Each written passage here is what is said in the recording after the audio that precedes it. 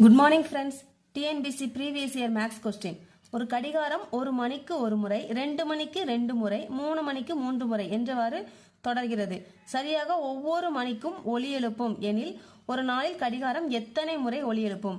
இப்போ நமக்கு 1 மணிக்கு 1 டைம் ஒலி எழுப்புது, 2 மணிக்கு 2 டைம், 3 மணிக்கு 3 டைம், 12 மணிக்கு 12 டைம் ஒலி எழுப்புதோம்.